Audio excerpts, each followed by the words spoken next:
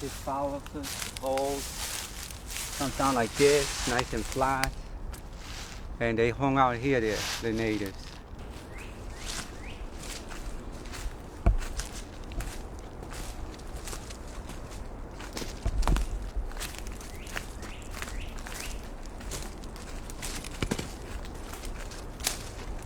My teachers chose me because of the area where we lived.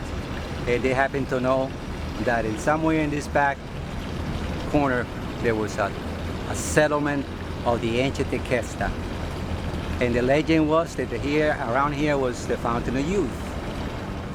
See, the fear for them is because they already experienced war, understand? Now this is 1961, 62, and all Mr. Khrushchev is ready to drop nuclear bombs in the United States, especially Florida. So they were concerned about the water source. They contaminated Everglades, and we can drink no more water, understand? A nuke over there being completely radiated forever. So they chose me to look for the water that should still come out. So I started excavating, 12, 13, 14, 15, 16 years old, 17 and 18, a little bit crazy because of Vietnam. You know, I became like a wild hippie character. And they thought I was not gonna go finish the project, but I committed myself verbally and I continued digging. And I started exposing more deformation. And Queenie was the factor. Queenie was a Comanche Seminole. And she was about 5'8", the meanest woman, but the most kind woman you ever imagined. And she was in charge of keeping the Prickle Daughters company. Yeah. And when she was in Oklahoma, she heard the story, and then she came to Miami. She says, Miami, Ishmael, and then she told me, it's here, but you just gotta work and look for it. She was born in Oklahoma when they gathered all the natives and they took them up there, okay? And that's how the story, she picked it up when she was a young girl. And she'll sit over here and meditate and watch me dig and laugh. And she had gold teeth. She did. She laughed. And then she started dancing. And then she'll jump over here and she danced up to this one. And then she'll go around all this and dance. And then she kept dancing through here. And right where you are, she come here and she danced. Right here. And then she come here again. And she danced. Well, when I met her, she must have been in her 90s. She was no young turkey. And then she come here and speak in her language to this formation. Just the food directions. And she noticed that a lot of things were changing around the house, moving earth. So she came and asked me what I was doing. I told her, I'm looking for the Fountain of Youth that these white folks want me to locate. And so she goes, no, it's a sacred spring of the ancient Tequesta, my ancestors. I said, okay, where is it? Can you tell me? And then she goes, dig! And you'll find it. And sure enough, there's the altar. This is the oldest altar in this part of the world, carving a prehistoric formation. I ran into Queenie, and then Queenie told me, go under the house. I said, what's under the house? She goes, you find a big giant stump tree, there is the site. I go, Queenie, the stump is there. She goes, well, let's dig around it. I thought I found the blooms here and diamonds and pearls, you know. You know, they put that in your head. What we found here was just water and the evidence of them being here, living here. It's the tree. Yeah, the marker. This is the marker. It's here. And this is the evidence. You know, so they had to walk to the big stump, to the big tree, and that's where the fresh water was at. Yeah.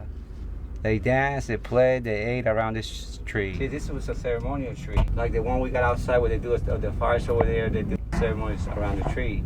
And it wasn't knocked by hurricanes or fires, it was cut down by humans. Once you find the marker, you just gotta find the altar. The one out in the back. But somebody had to do the work, you know what I'm saying? Still spending time here, cleaning, etc., etc. But actually excavating about 13 and a half years. This is to be my private tent. Rock and roll music. sacred tobacco. Really? Oh, you see. Here, I had to go to carpenter school for all this stuff. But as you see, the house is still standing, you know.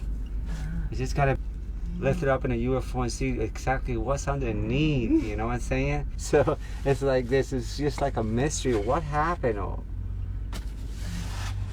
this is what remains of it. Yeah.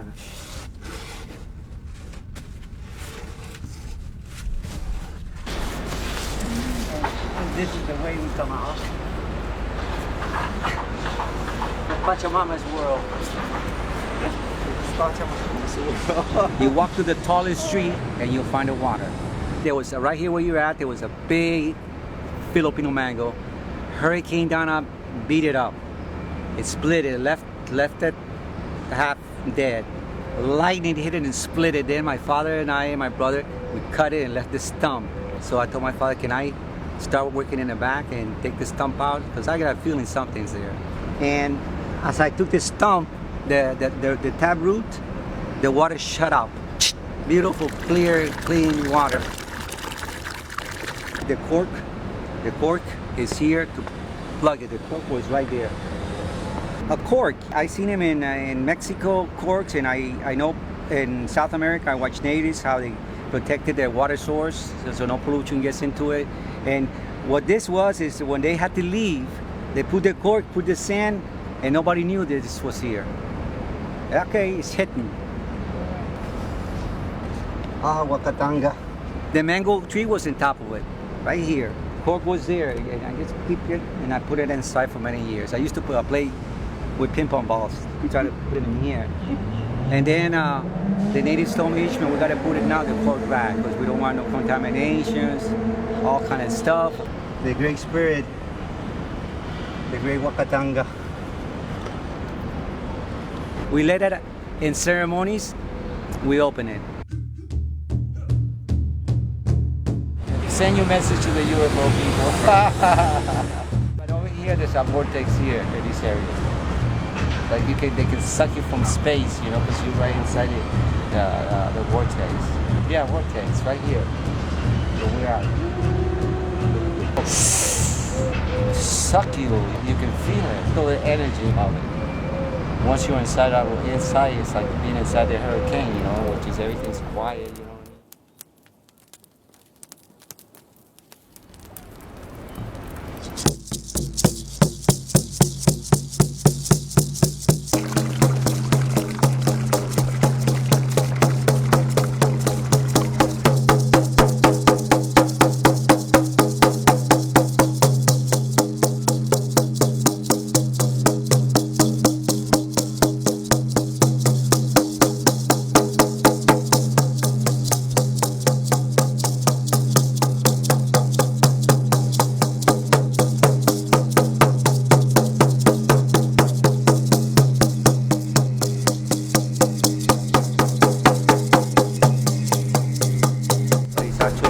The pipe.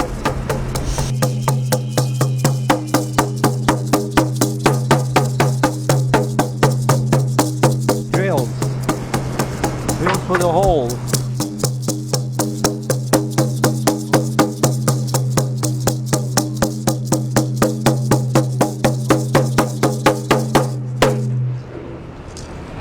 Yeah, that's how you pollinate it.